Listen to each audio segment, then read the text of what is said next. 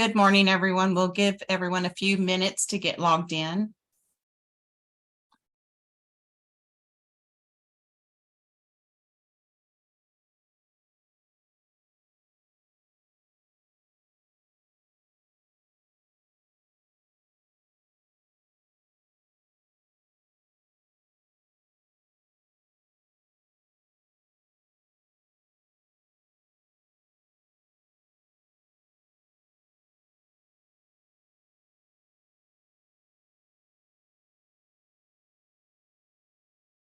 Okay, we'll give one more minute for everyone to be able to get logged in. Thank you.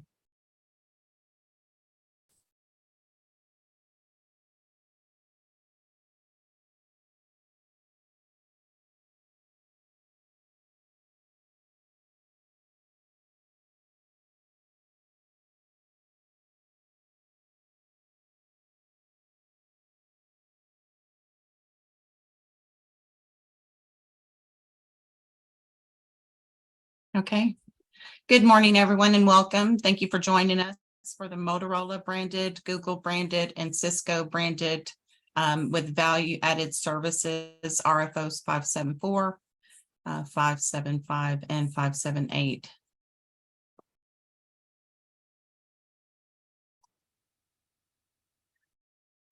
Just by a show of hands, can you hear me clearly?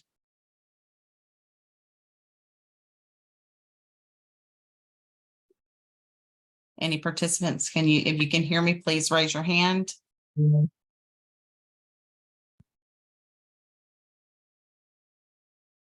Okay.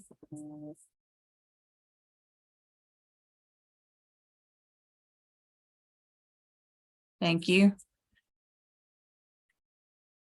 Good morning. The speakers for today, Brianna is not able to be with us today, but Scott Wilson is our procurement lead. Stephanie Harrison is the director of our procurement, our cooperative procurements.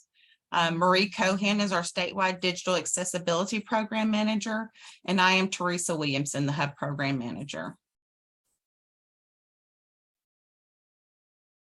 I'm going to turn it over to Scott. Hello, good morning, everyone. Thank you so much for taking the time to join us today for our pre-solicitation conference for these three branded RFOs. So here's the agenda that we have for you guys today. First, we'll do the RFO overview. Then we'll discuss some RFO contents. We'll go over the scope of the three different RFOs. Then we'll go into the evaluation criteria. Then we'll discuss the term of the contracts. Then we'll discuss the schedule of events of the RFOs. And then Teresa will do the hub presentation. And then Marie Cohen will do our accessibility presentation. And then we'll discuss some general information. And then Stephanie will do an overview of the Bitstamp vendor information system portal. Then we'll discuss the pricing sheet. And then we'll discuss in further detail some of your mandatory submission documents. Then we'll take a quick break, and then we will take some questions that you guys post in the question answering. Next slide, please. All right. Let's see.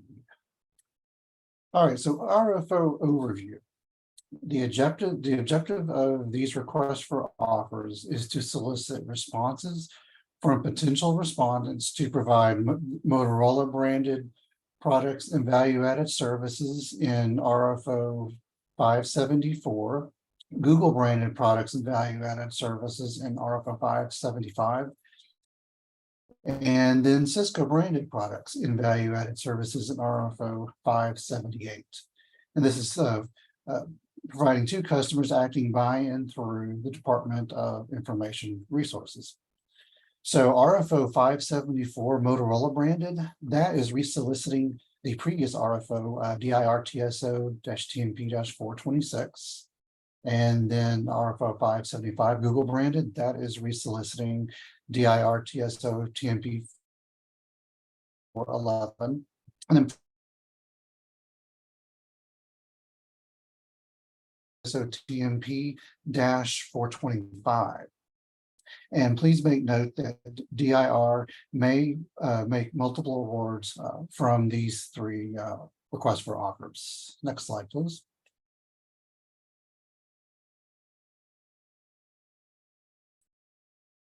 Okay, so now to briefly go over some of the cooperative sales that we've had through our program. As you can see, starting in 2019, we had a little over 2 billion in sales. Then 2020, that jumped up to 2.5, almost 2.6 billion. And then 2021, that jumped up nicely.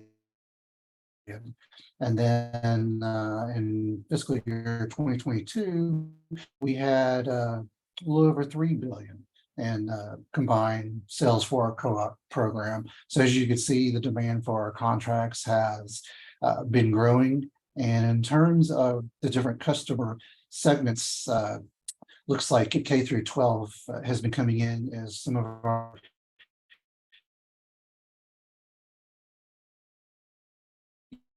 and higher ed, and then different state agencies.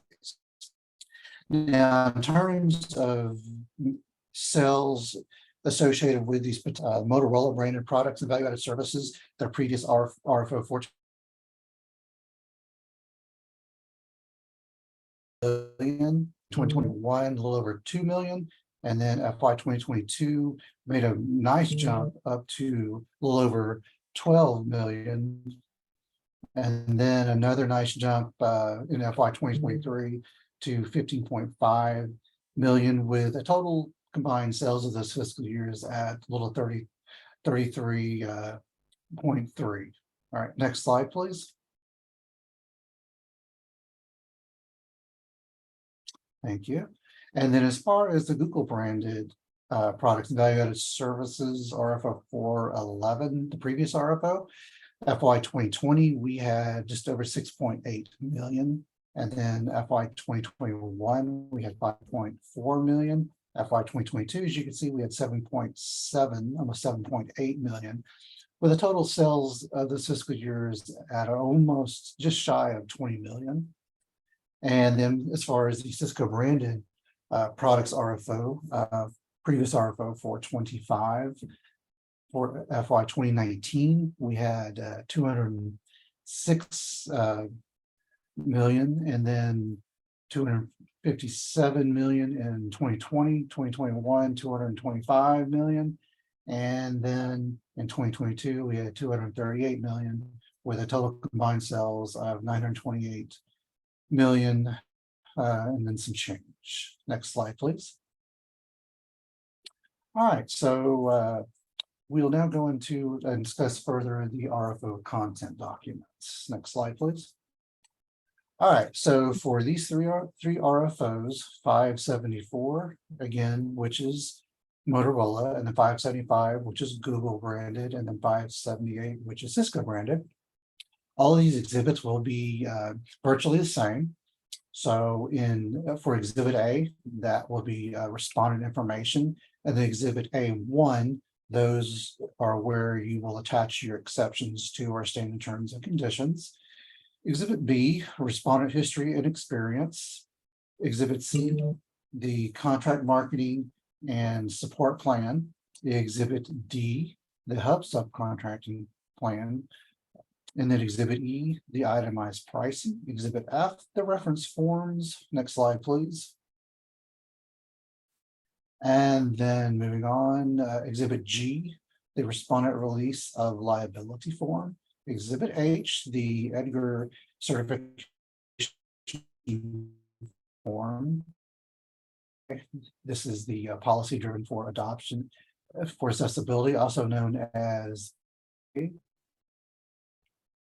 And then Exhibit J, accessibility conformance report, also referred to as the VPAT, which you'll learn further if you don't know what that is. It's the voluntary product accessibility template, which is one of our major accessibility documents.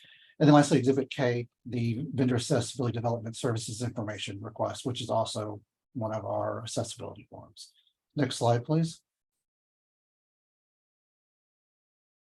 All right, so Exhibit C, the contract marketing and support plan. Respondent must provide a plan that describes the respondent's ability and strategy for promoting and supporting the contract if awarded.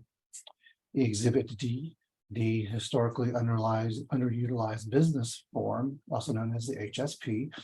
Respondents must provide HSP form as instructed in section 3.4.1 Hub subcontracting plan. Vendors must download the latest version or form using the link provided under this section. And then Exhibit E, the itemized pricing sheet. Respondents will complete the itemized pricing sheet in accordance with section 2.3 pricing. Respondents shall complete any and all tabs which are applicable to their particular proposal. Next slide, please. Hey, Scott, can I jump in real quick? I think we skipped this slide. Teresa, can you go back one more? That one. Thank you. Oh, thank you. I wonder, yeah, thank you, Stephanie. So Exhibit A, respondent information. This form must be filled out in its entirety and signed by an officer or agent empowered to contractually bind the respondent. Complete the canceled contract references if applicable. And then Exhibit A1, exceptions.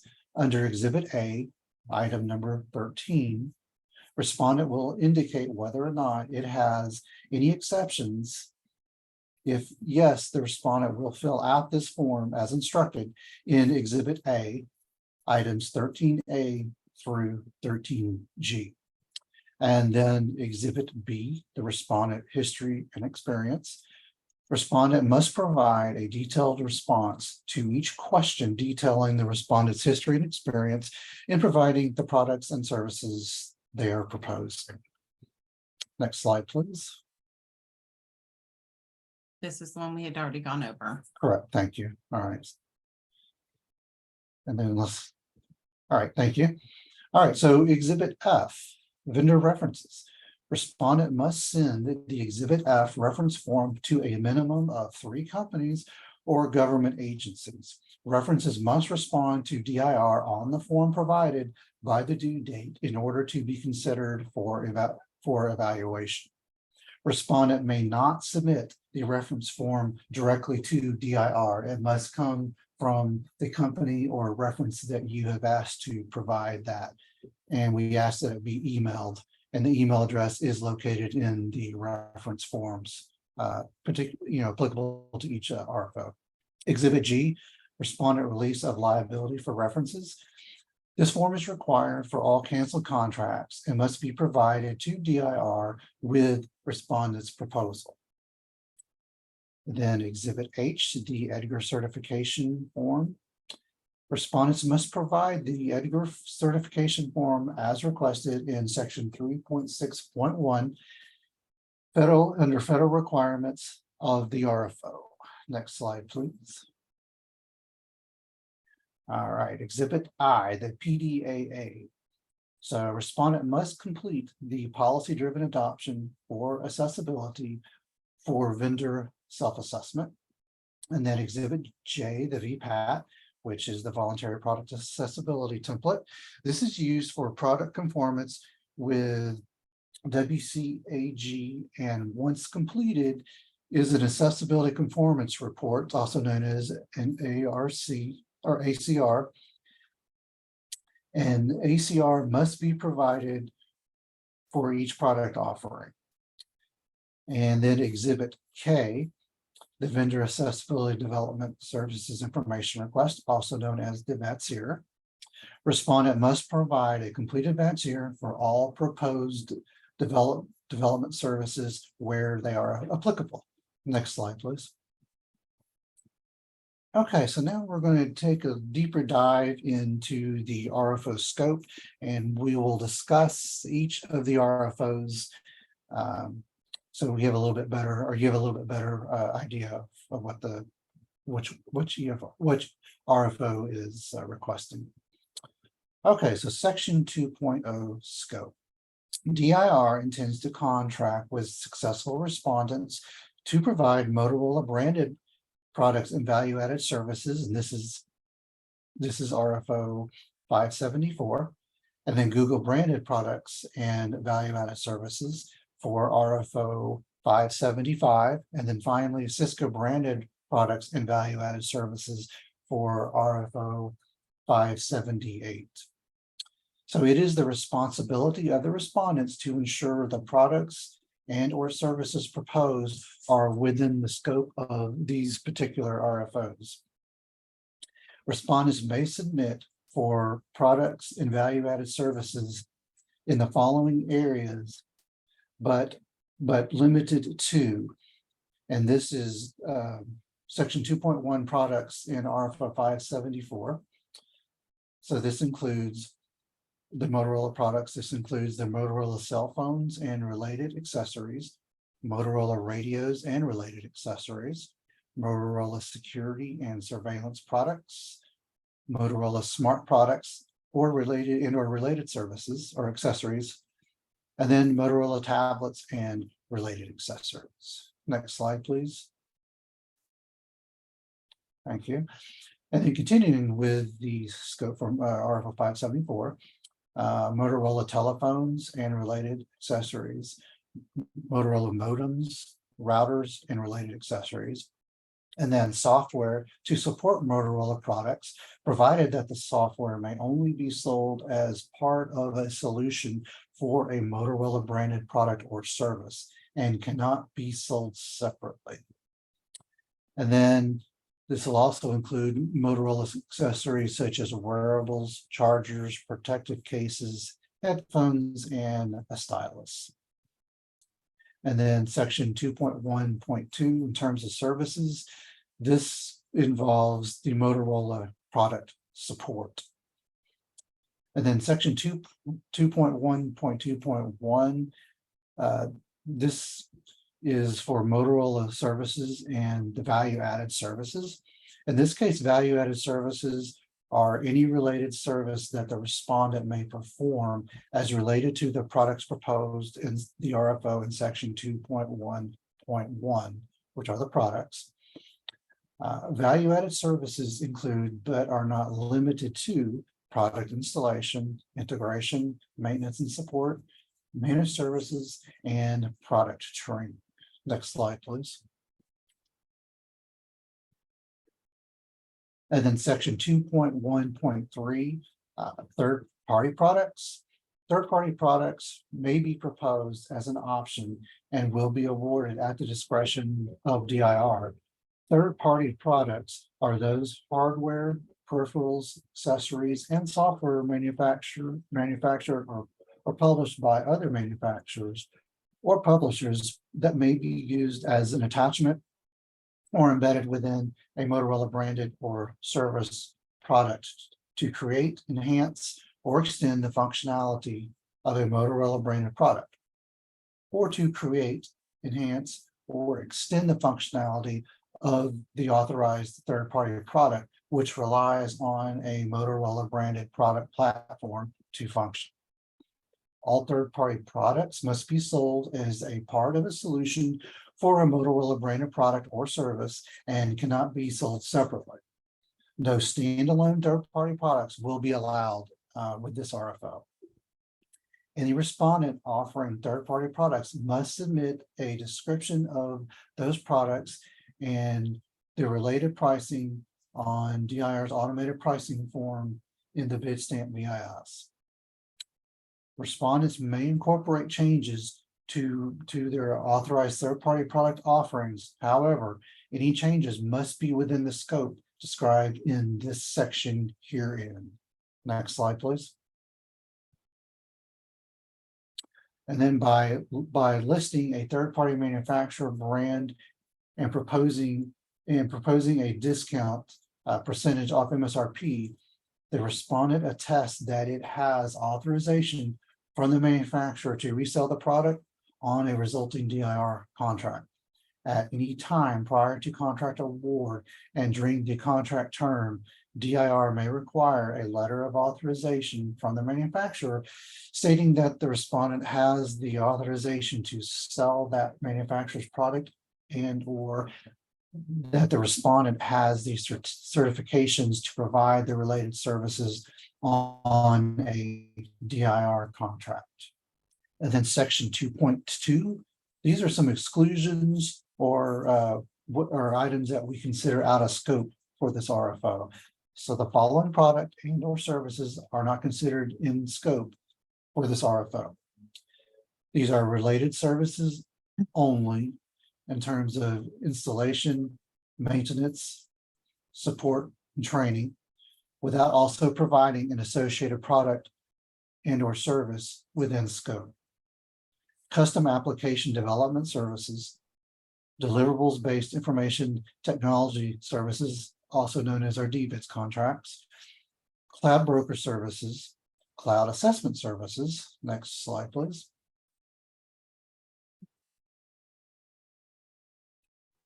Thank you. And then professional or consulting service defined in chapter 2254 of the Texas Government Code. And then lastly, out of scope products include the state of Texas prohibited software applications and developers or manufacturers listed at the below link here. So that wraps it up as far as a scope for RFO 574. So now let's dive a little deeper into the scope for RFO 575 for Google branded products. So section 2.1.1 of the RFO products. These include Google Cloud Platform, Google Cloud Subscription Agreement for Public Sector, Google Cloud Deploy. Next slide, please.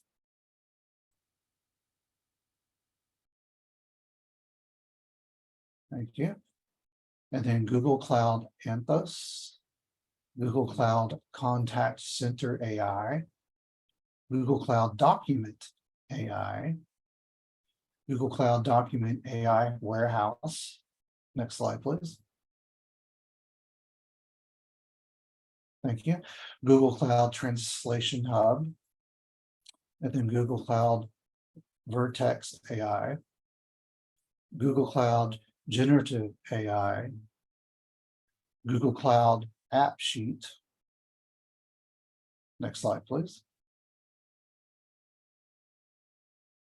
Google Cloud Workspace, and then Google Cloud Firebase. The next to Google Cloud Chrome Enterprise, and then Google Cloud Device Management. Next slide, please. Thank you. Then Google Cloud, I'm not sure how you pronounce that, Piggy. And then Google Cloud Looker, Google Cloud Looker Studio Pro, and then Google Cloud Chronicle SIEM. Next slide, please. Google Cloud Chronicle SOAR, Google Cloud reCAPTCHA Enterprise, Google Cloud Veris Total Enterprise. Next slide, please. Then Google Cloud Beyond Corp Enterprise, Google Cloud Mandiant, Google Cloud Security Command Center. Next slide, please. We're almost done with this list, I promise. Google Cloud Maps Platform, Google Cloud Earth Engine, Google Marketing Platform. Next slide, please. Google Cloud Analytics 4. And that wraps up all the products. There's like 29, 30 products there. And obviously I didn't go through and read each one of them individually because of the long list. But again, these are available in section 2.1.1 of the product section of this RFO for more information. Then section 2.1.2, the different Google services. See Google Cloud Training, and then Google Cloud Professional Services, and then Google Cloud Healthcare API. Next slide, please. All right, in terms of value-added services, the value-added services, as I mentioned previously, are any services or any related service that the respondent may perform as related to the products proposed in section 2.1.1. Value-added services include, but are not limited to, product installation, integration, maintenance and support, managed services, and product training. And then some third-party products are listed in section 2.1.3 of the RFO, some Google third-party products. The first one is Carto, and then Virtru. Next slide, please. And then Okta, and then AO Docs, and then Thintia. Next slide, please. And then Binti. And again, to read more about these services, they will be in this service section if you want more information about them. And then section 2.2, some exclusions or items that are out of scope for this particular RFO for Google branded items. This would include Google Cloud Marketplace, and this platform allows for purchasing cloud-based software directly from multiple software manufacturers that are not Google branded offerings. Then related services only in terms of installation, maintenance, support, and training, without also providing an associated products service within scope. And then deliverable-based information technology services, again, known as our DBITS contracts. Next slide, please. And then this also includes cloud broker services, cloud assessment services, professional or consulting services as defined in Chapter 2254 of the Texas Government Code. And then lastly, out of scope products includes the state of Texas prohibited software and applications developers listed at the following link. All right, so that wraps it up for the scope for Google branded RFO 575. So now we're going to go into the scope for RFO 578, the Cisco branded items. So the products listed in section 2.1.1 of the RFO, products may include any or all combination of the Cisco core and compute, and this is including but not limited to networking, wireless and mobility, security, collaboration, data center, analytics, video, Internet of Things, and so on. Next slide, please. And then Cisco markets, the Cisco's market products include but are not limited to cloud analytics, cloud applications and services, automated infrastructure, cloud security, collaboration tools, etc., on Cisco's then current US global price list under the market category. Then Cisco Net.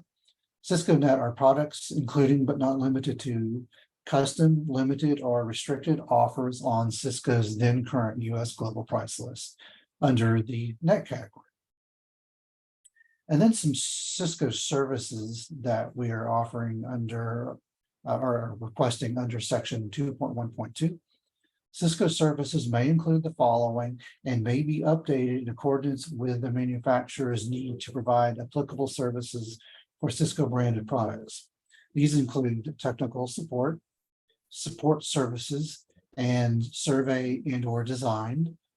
Next slide, please. And then this also includes implementation services, optimization services, network architectural design, maintenance services, deployment services, advisory services, architectural design services, SOW services, training and deployment services, limited partner services for basic install and config, including the following: certified and technical project management, staging and implementation engineering, site survey, high-level design review. Next slide, please. And then this also includes global implementation capability, configuration development, knowledge transfer, and acceptance testing. And then section 2.2, exclusions or items that we consider out of scope for this particular RFO. These are, again, related services only, installation, maintenance, support, and training without also providing an associated product and or service within scope, custom application development services, deliverables-based information technology services, DBITS, and then cloud broker services. Next slide, please. And then cloud assessment services, and again, professional or consulting services as defined by Chapter 2254 of Texas Government Code. And then out of scope products includes the state of Texas prohibited software and or application developers as listed in the previous two RFOs. Okay, next slide, please. All right, so evaluation criteria. Let's go into a little deeper dive on this item. Next slide, please.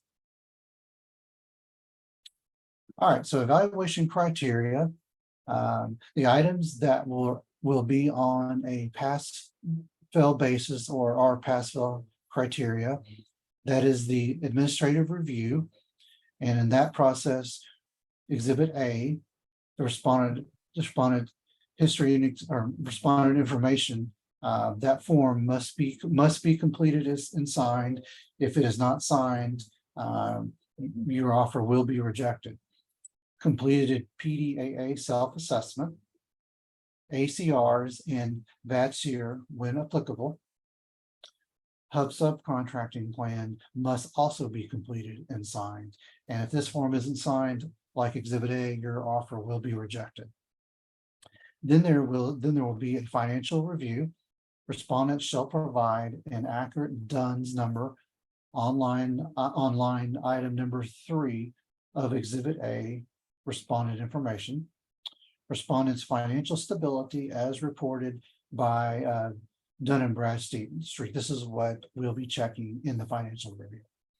And then special note, Dun & Bradstreet corporate address needs to match the address on Exhibit A, item 6, principal place of business.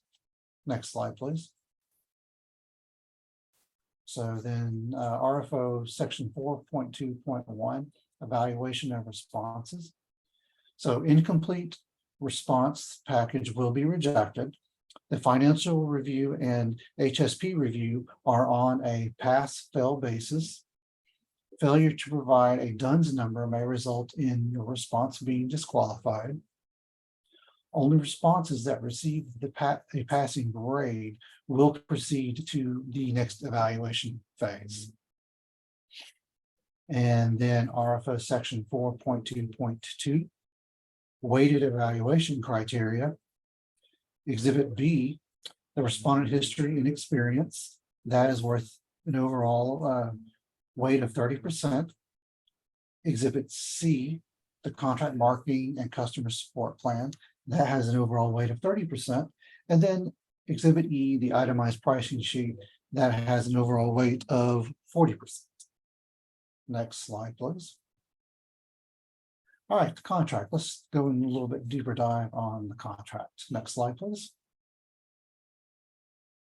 All right, so term of the contract, section 2.7.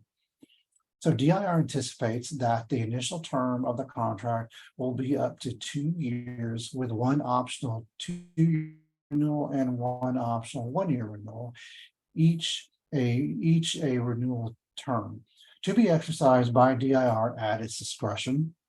And then section 2.8, option to extend. The successful respondent agrees that DIR may require continued performance beyond the initial or any renewal contract term of any of within the described service at the rates specified in the contract. Next slide, please. All right, so now let's discuss some contract website requirements. So section 7, this is section 7 of the contract document.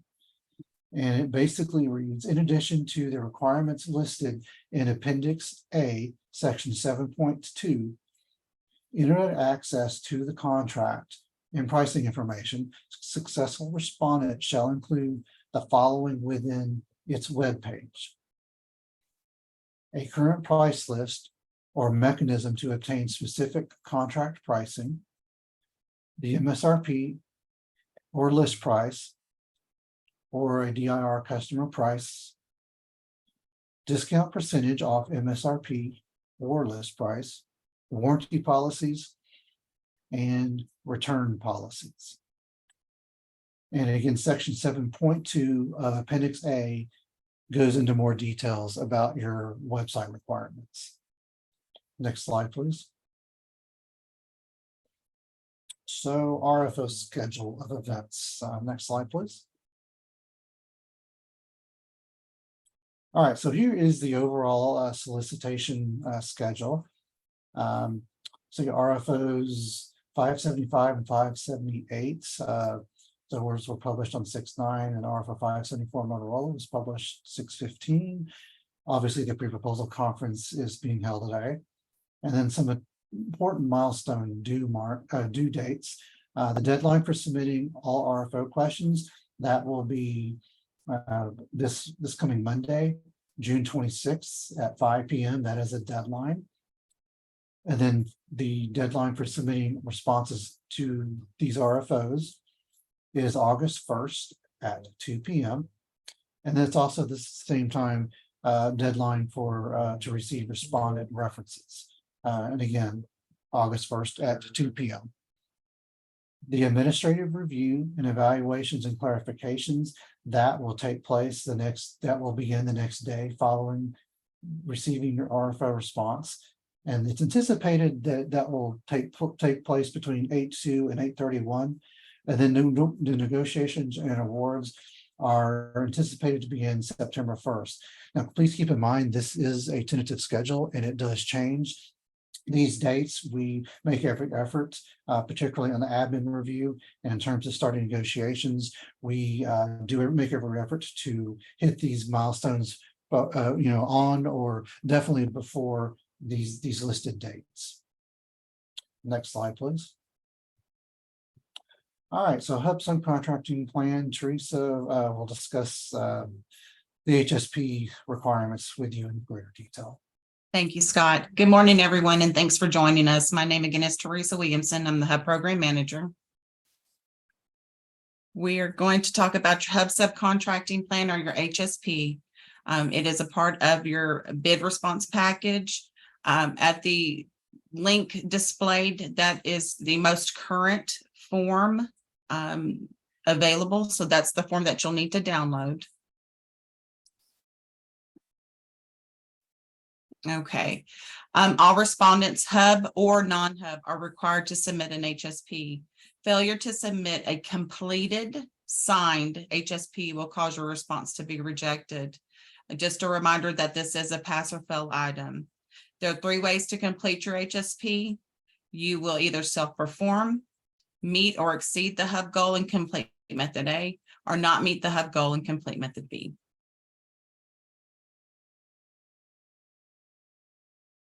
The Hub goal for this RFO is 21.1%.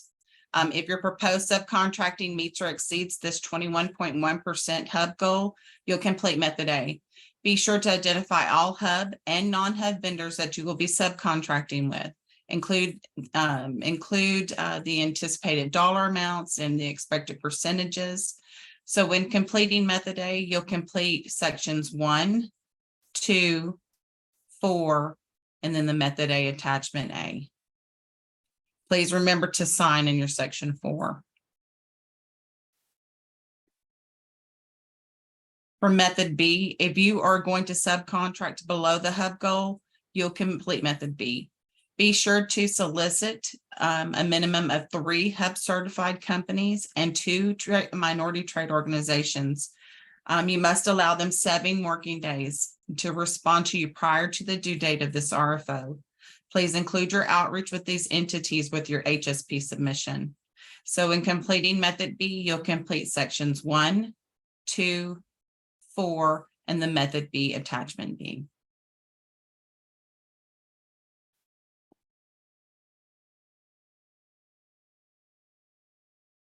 If you will be self-performing, you will complete sections 1, 2, 3, and 4.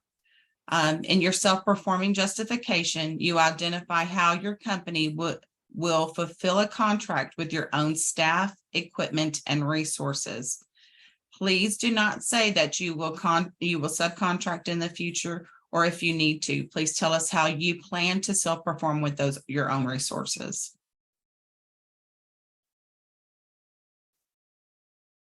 This is my contact information, and for the hub team, we will provide you a complimentary or a precursory review of your HSP prior to the due date. Allow us some time just in case you need to complete a different method. Do remember that method B does require those 7 business days for those entities to respond to you for that good faith effort. But please do reach out to our hub office if you have any questions. We're able to speak to you on the HSP only. Turning it over now to Marie. Thank you, Teresa, and good morning, everyone. My name is Marie Cohan. I lead the statewide digital accessibility program, and I'm going to go over the required documentation for your accessibility portion of your response. Next slide, please. So digital accessibility, we're referring to the inclusive practice of designing and building technology that removes barriers for people with disabilities. We want to ensure that all Texans and Texas employees have access to our technology. Under Texas Government Code, Chapter 2054, and DIR implementing rules, our state agencies and institutions of higher education customers must procure electronic and information resources that comply with our accessibility standards as defined in TAC 206 and TAC 213. We also follow the Worldwide Web Consortium, or WCAG 2.0 AA technical standards, and we want to make sure that all of our products and services in our commercial marketplace are developed in response to the procurement solicitation. All vendors are required to provide accessibility documentation that is appropriate for their response. Next slide, please. So the types of accessibility documentation we're going to talk about is policy-driven adoption for accessibility. This is a vendor self-assessment. We're also going to talk about a voluntary product accessibility template and the accessibility conformance report that comes from that template. And then we're going to talk about vendor accessibility development services information requests for any kind of development or bespoke services. This is a form that we require as well. Next slide, please.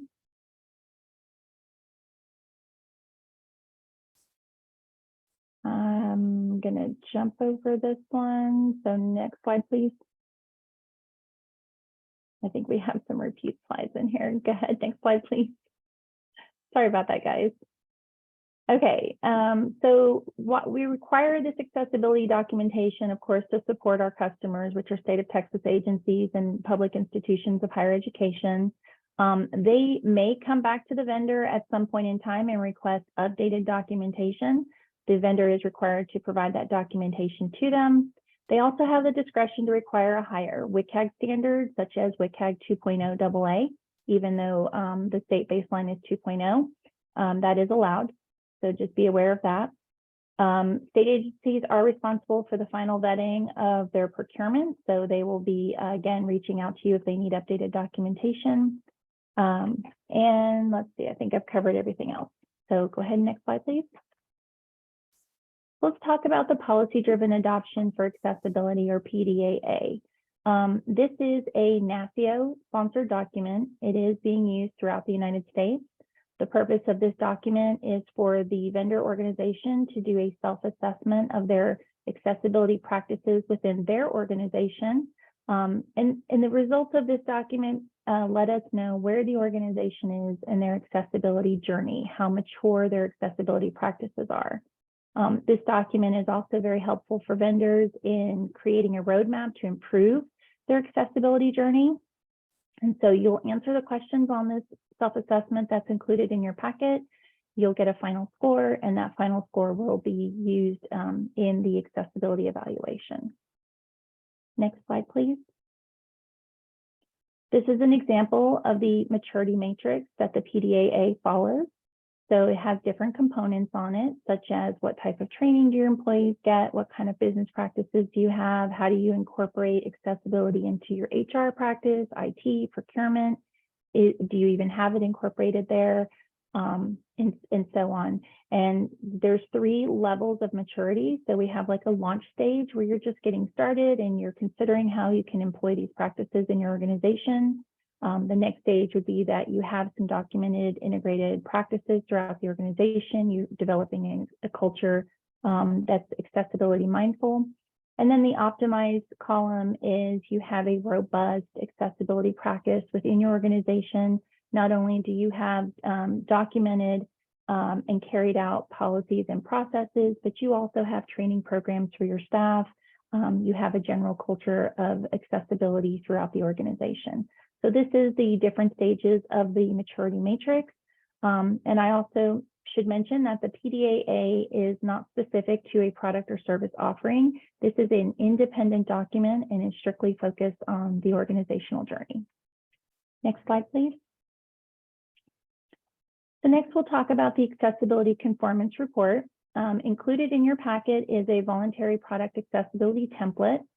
This is an industry standard that's supported by the, in ITIC, it's the Information or Technology Industry Council, something like that. So we want 2.3 or higher version, and how these are completed is based on auditing or testing a product and determining how that product conforms to WCAG standards and success criteria. So the VPAT will show the different WCAG standards and what the individual success criteria are for those standards. If your product has been tested for accessibility and preferably more than just automated testing, we look for manual testing, testing with assistive technology, you'll be able to document on that VPAT how the product conformed to those success criteria. I encourage you, if you're completing the VPAT, to please provide notes and explanations as well, because we do look at that. And that is considered a more complete ACR, and that is what we want to see. So an ACR is required for every single product offering in your pricing sheet or in your response. Each product offering will have its own ACR, and we request that those are updated and current. Next slide, please. This is an example of what is on the voluntary product accessibility template. These are the WCAG standards. They're broken into 4 principles. We want technology to be perceivable, operable, understandable, and robust. And you can see under those different areas that where the need is to test for manual testing and assistive technology as well. So automated testing is not enough. Next slide, please. And how your product conforms with the WCAG success criteria, it will either support the success criteria, support with exceptions, or partially support is another term that's used. It may not support, or it may not be applicable, or it may not be something evaluated because we're only requiring WCAG 2.0 AA. So for example, if you have a standard on there that's at the AAA level, then that would not be required to be evaluated because it's beyond our standards. And again, if you have anything that supports with exceptions or partially supports, we'd like to see an explanation on that or some notation. Next slide, please. So the vendor accessibility development services information request, this is for development services or any type of bespoke services. I know that this particular solicitation has mainly products in it. I did see some design elements in there for one of the branded vendors, or maybe 2 actually. So if you're going to do any kind of like service management within your product offering that may take into consideration people and processes for, a state agency. I would hope that you all would consider the digital accessibility component that's associated with that. While you may not necessarily need to submit a VADSR, it wouldn't hurt your application to include on there any additional notations you'd like to make that would be related to any kind of design element. Next slide, please. And this is just an example of what the VADSR looks like. The first and two sections of it are just instructions and point of contact information. Next slide, please. The third section has some questions on here. Again, the intent is to understand your development life cycle, but if you are going to do any kind of bespoke services or specific design elements, again, it would not hurt your application to also complete this. And what we look for in this questionnaire, again, is how well is your staff trained with accessibility? Do you have a training program in place? What kind of testing tools do you use to ensure that your product is accessible? And so on. What kind of corrective action plans do you have in place? What kind of support services do you have in place if there's any kind of error or defect? So this is what we're looking for in this particular form. Next slide, please. So here's some additional digital accessibility information for you. These are links that'll be in your packet. The state of Texas also provides digital accessibility training for our vendor community as well. We want to be as supportive to our state customers as possible, and so working with our vendors very closely to help them understand the requirements and support their efforts is important to us. So if you're interested in taking this digital accessibility training, please reach out to me at statewide-accessibility@dir.texas.gov. There is no cost for the training, and once you email me, I can set you up with an account or however many of your staff you would like to be trained. Again, there is no cost, and this is a new program that we are offering our vendors. Next slide, please.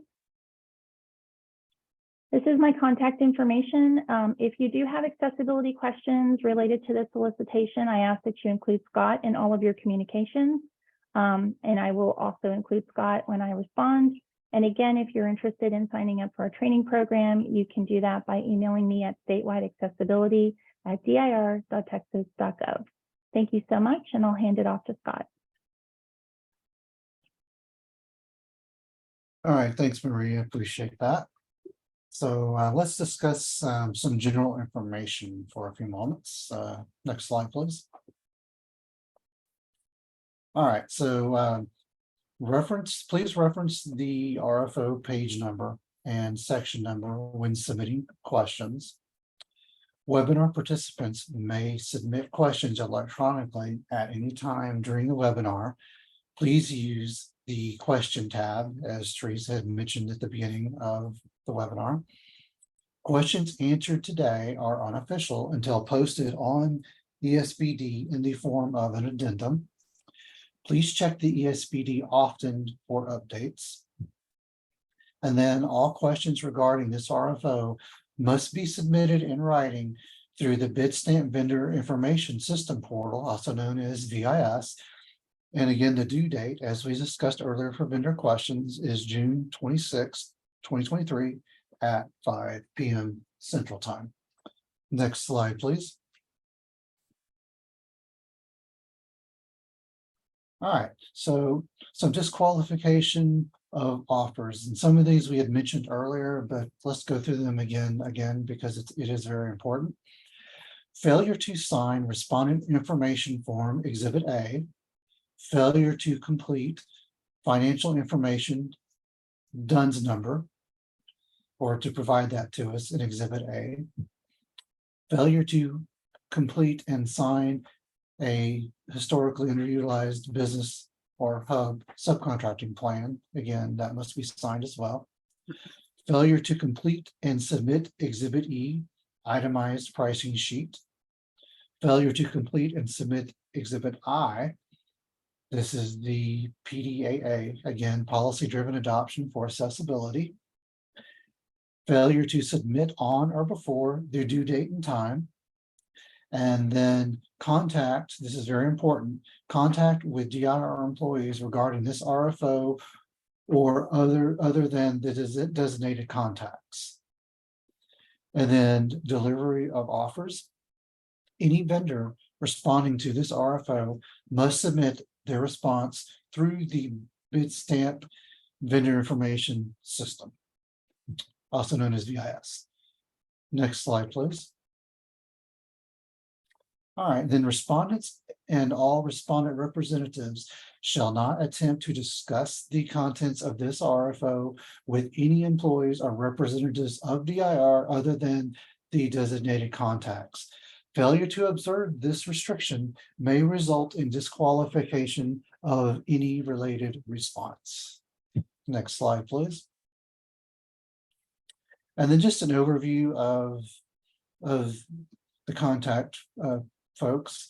Of course, myself, this is a procurement lead, and all inquiries should come through me or include me. And then Stephanie Harrison, she will visit with you in more detail about the Bidstamp VIS portal here in a few minutes. She will be your main contact for Bidstamp questions, but again, please CC me in those communications. And then, as Teresa shared with you her contact information earlier when she was discussing the hub section, this is the email addresses where you can reach her or the hub team for questions on filling out or completing your hub form. Next slide, please. All right, so Stephanie is now going to visit with us about the vendor information system portal. Good morning, everyone. Next slide, please. In order to submit your response, you're going to need to create a Bidstamp account or a vendor information system account through our portal system.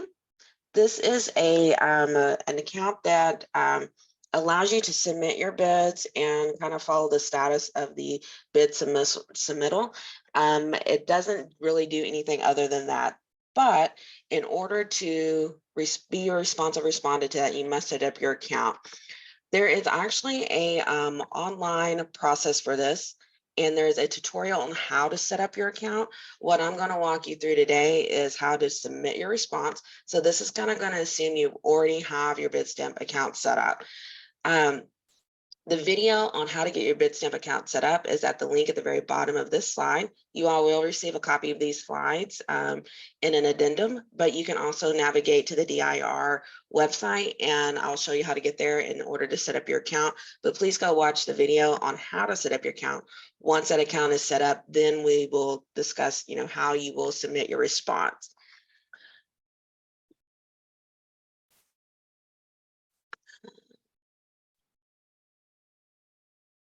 If you've not previously created a Bidstamp account, if you've previously created a Bidstamp account, you can use the same account.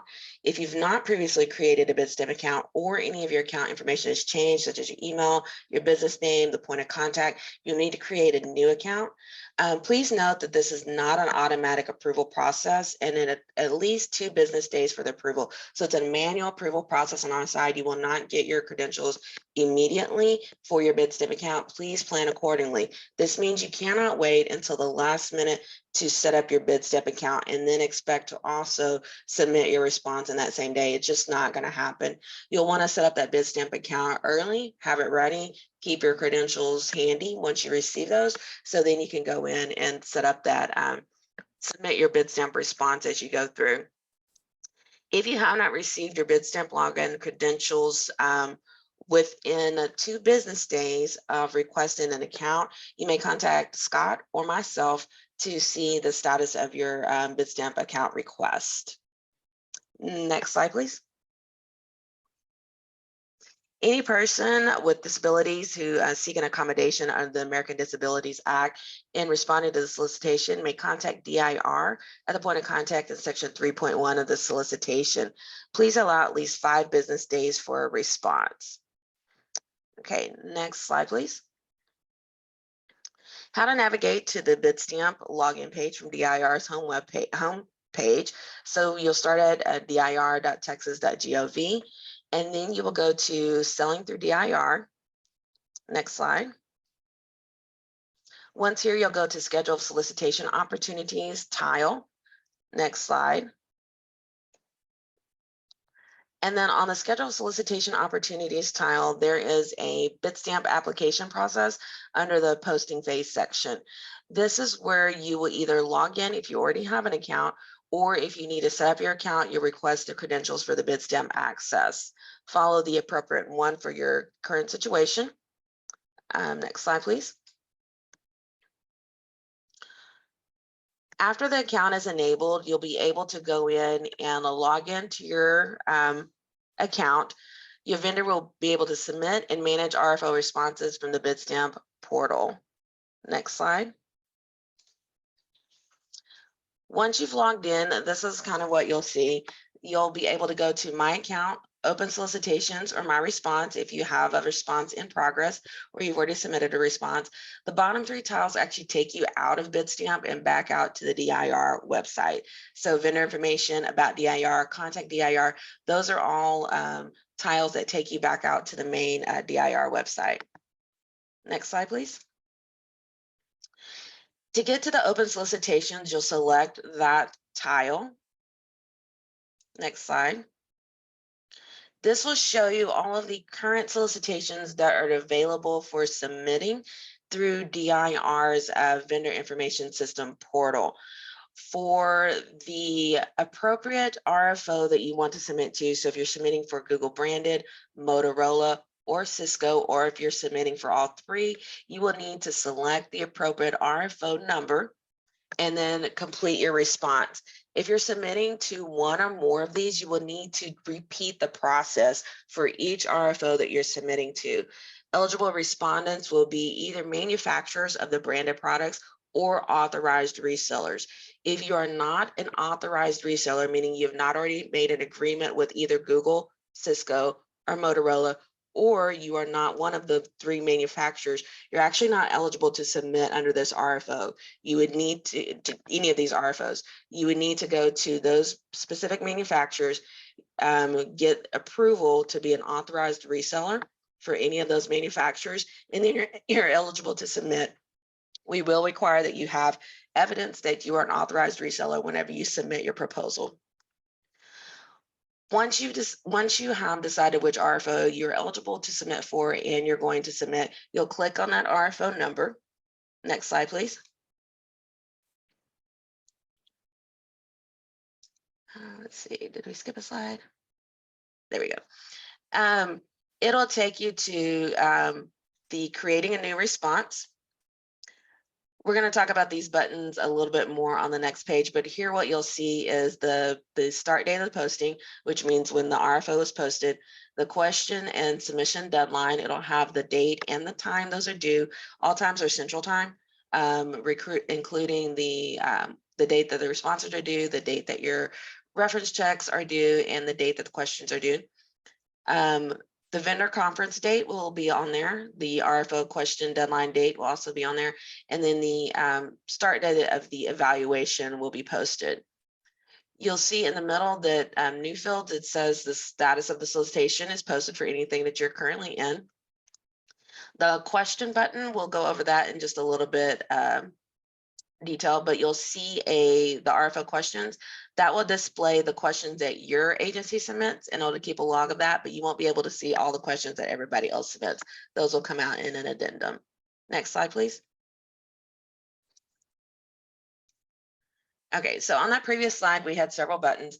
The response to solicitation, or if you've already started your response and you're going back to it, that button will say view response. This is to create a new response or view a response that is in progress. If the response has already been created or started, it'll switch. It'll also allow you to resume your progress to any submission on an existing RFO response. The Ask a Question button allows you to submit your questions by the due date and time. Those come directly to Scott. He will receive all your questions, and we will not post responses in there. It just keeps a log of the questions that you submitted. The responses will become a part of the Q&A question addendum. The subscribe to solicitation allows you to subscribe if you would like to receive the addendum notifications. In order to receive the notifications, whenever you set up your account, there is a checkbox that says that you want to receive those notifications. So you need to do both. Enable the receive notifications button on your individual profile, and then you would also subscribe to solicitation.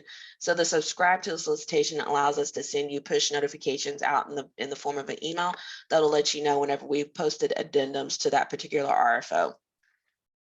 View solicitation documents, that is a link to the electronic state business daily that takes you back out to the official posting site where all the documents are housed for the RFO, and that will also include any addendums. It's a courtesy link that navigates you back to the electronic state business daily.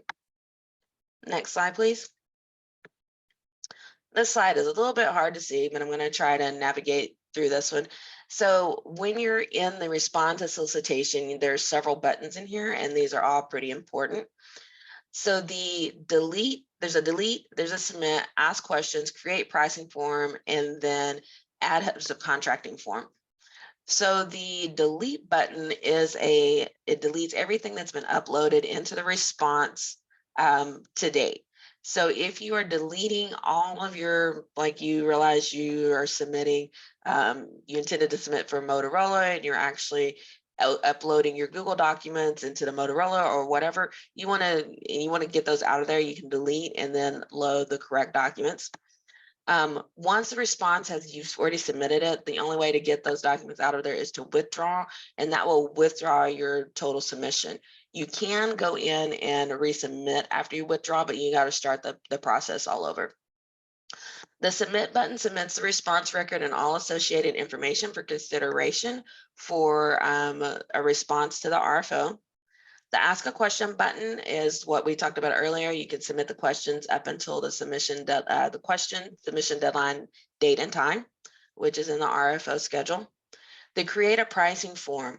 Everybody will have to submit a pricing form through vendor information system, where you enter all your products, and you will need to submit the pricing form spreadsheet. So in order to be responsive, you will need to submit both. You will have to create a pricing form in the VIS portal, and you will need to submit the spreadsheet that we require as an exhibit in your submission.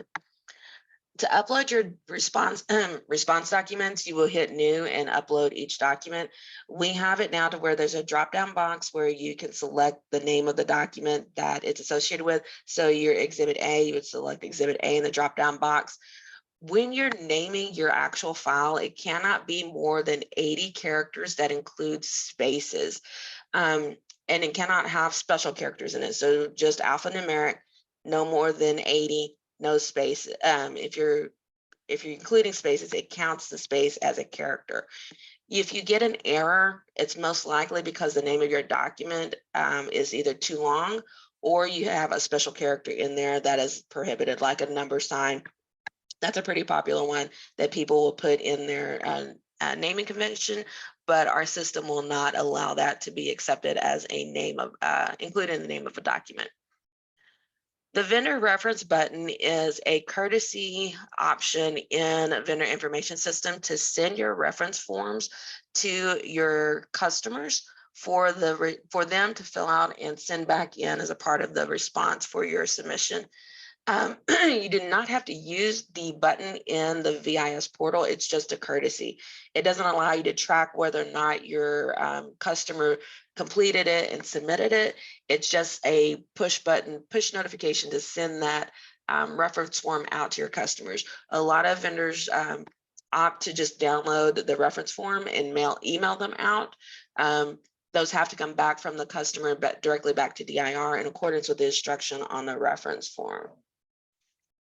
The other thing that we see here is vendors want to PDF all of the documents. If it is a document that does not require a signature and it's in Word, we encourage you to submit the form in its form that it was posted in on the ESPD. So please submit the Word document as a Word. Your signature page on your Exhibit A, that one can of course be PDF'd and uploaded if you're using electronic signature process. If you are wet signing that one and upload it, it'll also come through as a PDF. on that one. Your pricing list is an Excel spreadsheet. Please keep it an Excel spreadsheet. It really delays part of the evaluation and the negotiation process when those are PDF'd, and you'll have to fix it in order for us to move on back to an Excel spreadsheet. The other thing that we see on Excel is that when those get converted to PDF, it truncates a lot of the information on there. So we're only getting a partial response, and you may accidentally disqualify yourself from the entire process because it looks like you did not submit a complete response. So if it's an Excel document, we ask that you load it as such. If you're getting an error and it's timing out on the length of time because your Excel document is really large, that's where you'll contact me by email and let me know that that document isn't loading, and we'll work with you with our IT department to get that document loaded. Anything that requires a signature, so your HSP and your Exhibit A both require signatures. Those can be loaded as a PDF into your document response, and you must have signatures on both of those in order for your response to be accepted. Next slide, please. Okay, I'm going to turn it back over to Scott to go over the Exhibit E itemized pricing list. Thank you, Stephanie. I appreciate all that information. All right, so next slide, please. Okay, so Exhibit E, itemized pricing sheets. So the in section 2.3 of the RFO, it goes over the requirements for Exhibit E. Please read these requirements carefully. So for the purposes of obtaining pricing and evaluating the responses to this RFO, the products, services, and related services, if any, shall be priced and discounted in the Excel spreadsheets attached as Exhibit E pricing sheet. Then respondents must respond as follows to Exhibit E pricing sheet for each product, service, and or related service that respondents wishes to be evaluated under this RFO. Failure to respond as instructed may result in respondents' response being disqualified from further evaluation. Next, products and services pricing. For the purpose of this RFO, there are 3 tabs identified below that are an Exhibit E pricing sheet. Respondents shall complete any and all tabs which are applicable to their proposal. Please see the instructions tab, which is tab 1, in Exhibit E pricing sheet for completing each tab. And just to kind of review the tabs, again, the first tab are your instructions, and it gives details on how to complete tabs 2 and 3. Tab 2 is the product brand detail. Please do not change formulas, and make sure to copy and paste the formula when adding lines. Next slide, please. Please double check your formulas, and please do not change the spreadsheet format. Now the product and service, the product information, as Stephanie had mentioned earlier, this needs to be submitted on the automated bid stamp VIS pricing form, as well as please include this, fill out the spreadsheet and include it in your RFO response, and be sure that it is uploaded to the VIS portal as one of your response documents. And then tab 3, DIR encourages respondents to offer the volume pricing or discounts for specific services on the spreadsheet. Respondent may I'm sorry, let me back up for a second. And this tab 3 should be filled out in the spreadsheet and also uploaded as part of your RFO response documents in the VIS. And this tab does not need to be submitted in the automated bid stamp VIS pricing form. It's just the products information that needs to be uploaded to the automated VIS form. And then moving on, respondent may propose by product service category, brand or any group of product services that is applicable to respondent's pricing structure if the discount off MSRP is the same for the product and or services category or group of product services. The DIR customer price shall include all shipping, handling fees, and the DIR administrative fee. Next slide, please. Okay, so to go over the mandatory submissions in a little greater detail. Next slide, please. So response content, RFO section 3.8.4 are the response files, which are listed there. So respondent must provide the items listed below in your RFO response and upload it to the vendor VIS system. So Exhibit A, respondent information. As we discussed earlier, this form must be signed. If not, your response will be disqualified. And then also of Exhibit A, canceled contracts, which is attachment 1. If applicable, that needs to be included. Then Exhibit A1, any exceptions requested or affirmative statement, the respondent takes no exceptions. So this is where you should list your exceptions, and if you take no exceptions, please state that you as a respondent take no exceptions to our standard terms and conditions. And then moving on, Exhibit B, the respondent history and experience. This form must be filled out and submitted. Exhibit C, the contract marketing and customer support plan. This form must be submitted. And as we had mentioned earlier, these two exhibits, Exhibit B and C, are part of the evaluation criteria as well as the pricing. And then Exhibit D, the hub form, the hub subcontracting plan, that must be filled out, signed, and submitted. Then again, the itemized pricing sheet, as I stated a second ago, that must be filled out and uploaded as part of your RFO response to the VIS system. And then Exhibit F, their reference form. Vendor references should be submitted by customers through the RFO email provided. Again, this reference should come directly from your reference or your customer, not directly from you. If it does come directly from you, we will not consider that as an authorized reference. Next slide, please. Exhibit G, the respondent release of liability for reference. Then Exhibit H, the Edgar certification form. Exhibit I, the PDAA form. Again, that stands for Policy Driven Adoption for Accessibility.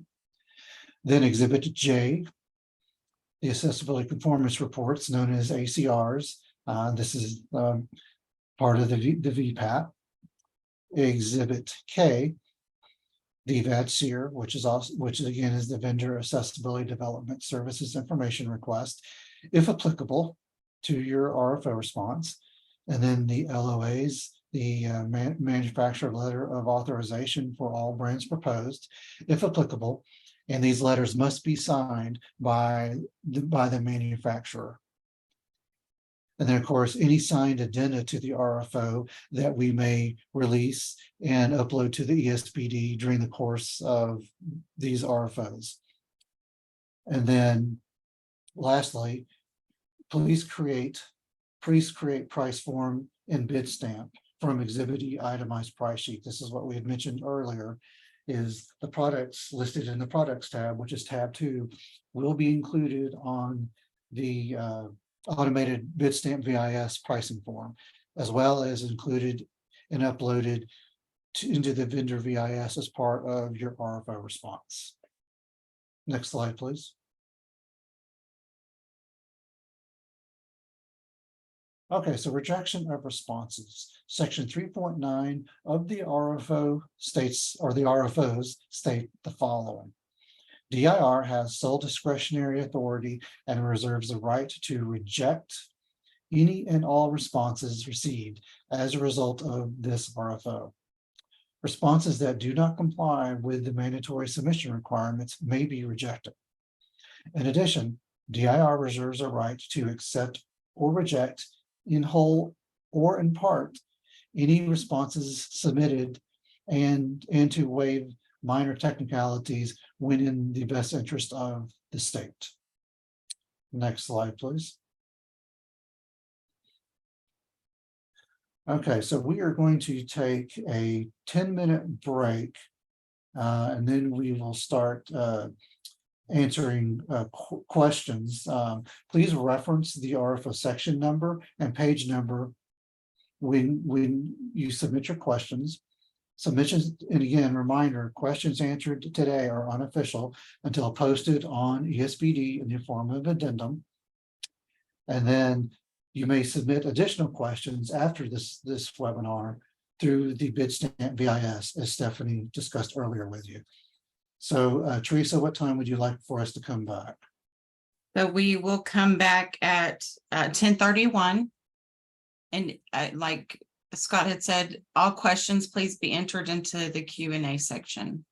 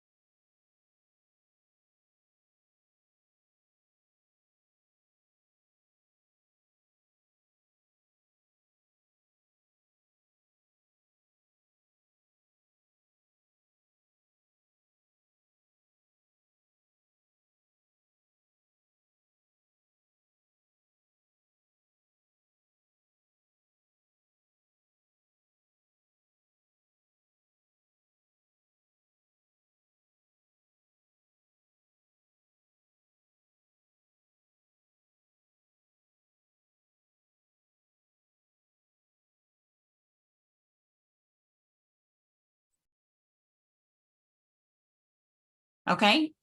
Thank you all for giving us that time for that quick break. I don't see any questions listed in the Q&A.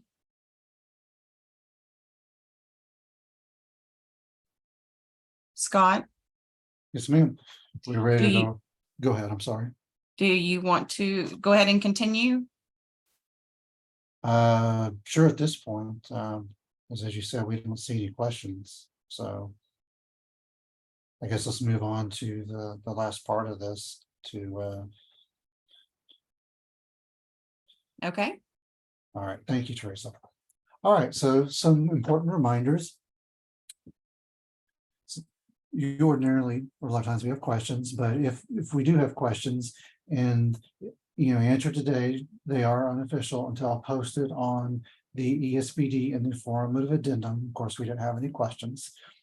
Then any changes or additional information regarding this RFO will be posted as an addendum to requisition number DIR-CPO-TMP-574.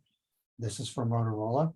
DIR-CPO-TMP-575. This is for Google. And then DIR-CPO-TMP-578. This is for the Cisco branded products. And this will be on the ESBD at the following website address. And lastly, it is the responsibility of vendors to monitor the ESBD for the website for addenda. Next slide, please. All right, so to go over some really important dates in the solicitation schedule of events once again, the deadline for submitting all vendor-related RFO questions is Monday, June 26, 2023 at 5 p.m. Again, this is Central Standard Time. And then the deadline for submitting RFO responses or for submitting responses to the RFO and also for DIR to receive respondent references is August 1st, 2023 at 2 p.m. Again, this is Central Standard Time. Please do not wait till the last minute to submit your RFO responses, as Stephanie went over in detail covering the bid stamp portion of this conference. Many times we have many people submitting responses, and sometimes you might receive errors. So please do not wait till the last minute. I usually recommend start, at a minimum of 3 or 4 days prior to the due date. If possible, please start uploading your responses in case you do incur errors. You can contact us and we can work with you and help you to fix the errors you're having. Then administrative reviews, evaluations, and any clarifications that will begin the day following the due date on August 1st. And then negotiation awards is anticipated to begin on or around September 1st and until completed. As I mentioned earlier, this is a tentative schedule. We make every effort to try to complete the admin review evaluations and as quickly as we possibly can and go into negotiations and awards. And of course, as always, we try to complete these the awarding process and negotiations as quickly as we possibly can as we get to each vendor. All right, next slide, please. So again, all questions or inquiries must be directed to myself. This is my email address, and my email address is also contained or in each RFO in section 3.1 of the RFOs. So it's in the RFO document itself, and it's also here for you to take note as well.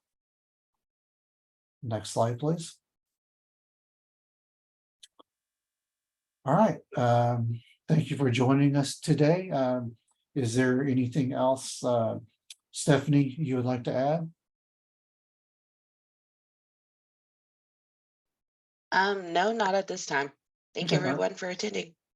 Okay, thanks everyone. Have a good day. Thank you. Bye.